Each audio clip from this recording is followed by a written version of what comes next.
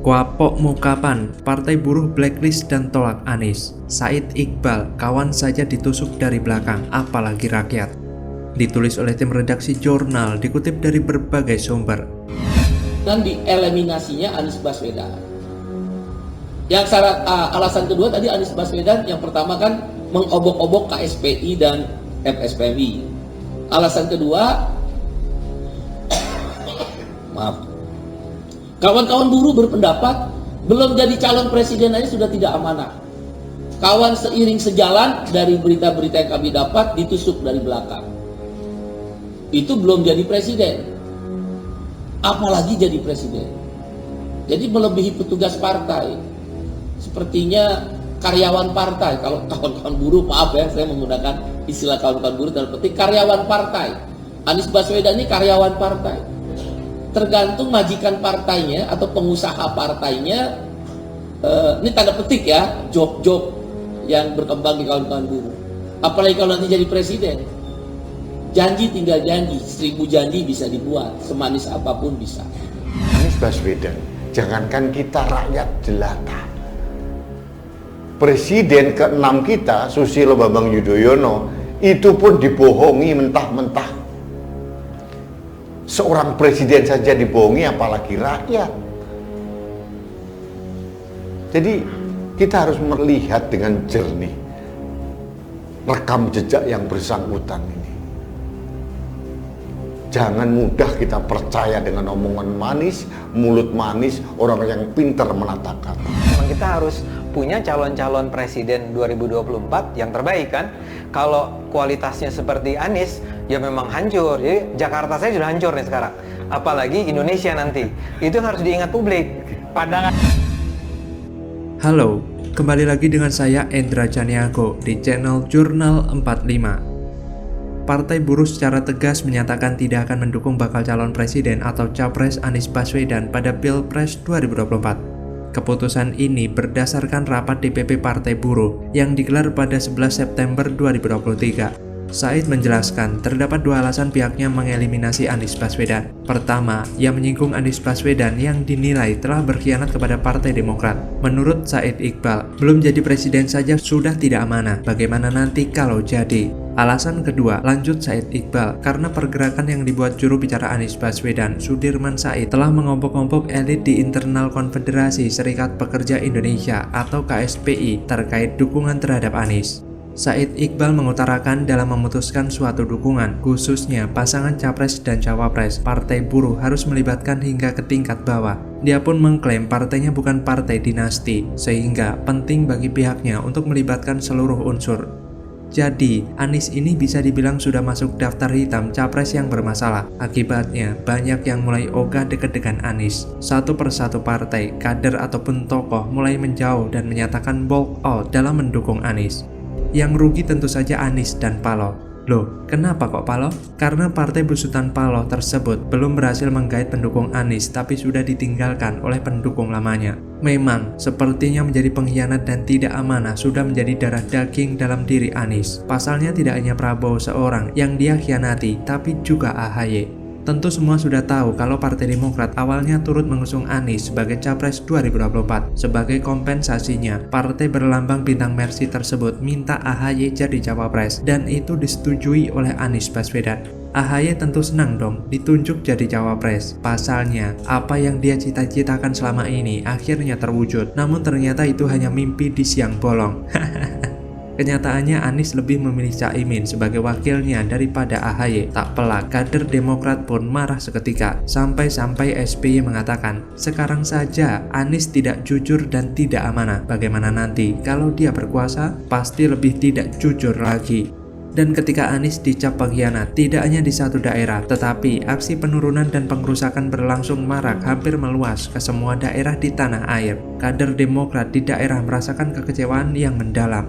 Tidak hanya dicopot paksa, ada juga baliho dirobek, bahkan dibakar habis. Semua bersorak-sorai demi alasan membela kehormatan sang ketua umum. Seperti berbalik 180 derajat, saat awal dipasangkan mereka menyambut dengan gegap gempita. Pada dasarnya, politik adalah mencari kekuasaan setinggi-tingginya. Tidak heran para elit mencari berbagai kesempatan, kemungkinan terbaik agar mereka mendapatkan kekuasaan sebanyak-banyaknya. Jika kita mau mengingat kembali asas dan prinsip-prinsip dasar dari ilmu politik, tindakan politisi memang mencari kekuasaan. Konsep politik itu tidak lepas dari upaya mempertahankan kekuasaan. Apa yang dilakukan Caimin dan Anies Baswedan bisa saja dianggap tidak beretika, kasar, menelikung, dan berkhianat. Maka dari itu wajar jika banyak pihak yang berbondong-bondong walk out mendukung Anies, termasuk Partai Buruh. Bukan hanya berpotensi kalah, tapi juga ada potensi dikhianati juga, dimanfaatkan, dan diberikan janji-janji palsu seperti di DKI Jakarta dulu. Lantas bagaimana kalau menurut Anda? Denny Siregar membongkar perbincangan Ganjar dan Mahfud MD jadi cawapres, Anies dan Prabowo auto ketar-ketir. Ditulis oleh tim redaksi jurnal dari berbagai sumber. Jadi ada dua variabel. Kalau variabel hanya survei dan kebutuhan elektoral, Kang Emil akan lebih menarik untuk dipasangkan dengan Mas Ganjar. Tapi ada problem komplikasi dukungan politik di situ. Kang Emil sudah masuk ke Partai Golkar, sementara Partai Golkar sudah mendukung Pak Prabowo. Belum lagi ada problem lain loh. Rapimnas internal Golkar sendiri ya. Rapimnas Golkar itu resmi sudah menyatakan dukungannya kepada Mas Erlangga. Artinya kan harus ada keputusan Rapimnas lanjutan yang mencabut statement keputusan itu dan kemudian misalnya menyerahkan ini kepada Kang Emil. Jadi itu masih jadi problem juga. Andai kata Pak Prabowo ingin menarik Kang Emil, menurut saya jadi menarik. Lalu bagaimana posisi Mas Erlangga? Nama Mahfud MD dan Ridwan Kamil dengan segala kekurangan dan kelebihan mereka dengar-dengar sudah ada di kantong Bu Megawati. Inilah kelebihan PDI Perjuangan. Ketika partai lain masih sibuk memposisikan diri mereka, PDI Perjuangan adalah satu-satunya partai yang stabil, yang sebenarnya secara nyata nggak perlu berkoalisi dengan siapapun untuk bisa mencalonkan presiden. Sehingga mereka lebih punya banyak waktu untuk menyiapkan diri di dalam kompetisi. Nah, pertanyaan selanjutnya, Ridwan Kamil memang ada di posisi yang paling rapuh saat ini. Karena dia ada di persimpangan jalan.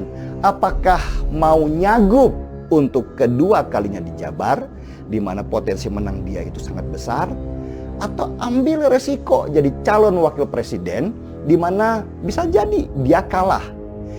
Jadi menurut kalian, manakah yang akan kalian pilih? Profesor Mahfud MD ataukah Ridwan Kamil yang cocok untuk mendampingi Ganjar di Pilpres 2024 nanti? Muncul beberapa nama pendamping Pak Ganjar untuk jadi cawapres. Nama-nama keren, figur-figur keren seperti Pak Mahfud MD lagi banyak dibahas. Ya, wajar. Beliau ini tokoh senior yang berani dan relatif bersih dan juga jujur. Berani, nah itu penting tuh. Pak Mahfud ini memang teruji menjalankan peran di kabinet Pak Jokowi. Dia menjalankan peran terbaiknya sebagai Menko Polhukam dan juga Ketua Komite Nasional Tindak Pidana Pencucian Uang. TPPU, salah satu pidana yang serem banget karena siapapun yang terkena kasus TPPU atau pasal TPPU ini bakal ditelusuri semua uangnya.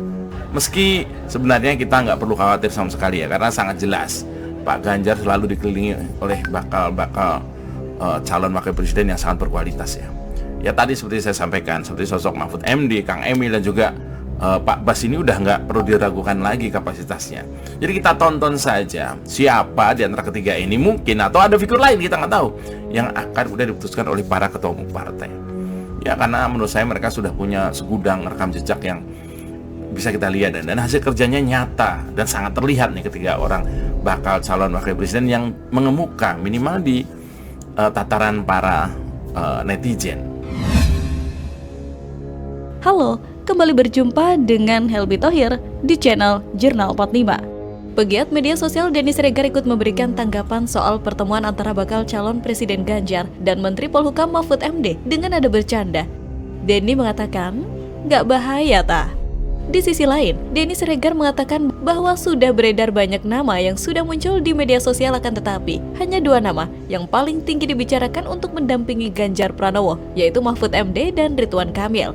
Dilansir dari detik.com, Mahfud MD mengaku telah mendengarkan kabar bahwa dia bersama Ridwan Kamil menjadi kandidat kuat bakal cawapres pendamping Ganjar pada Pilpres 2024.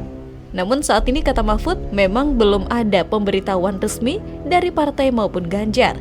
Menteri Koordinator Bidang Politik, Hukum, dan Keamanan di Kabinet Indonesia Maju Presiden Jokowi ini menyerahkan segala proses tersebut kepada pihak-pihak terkait.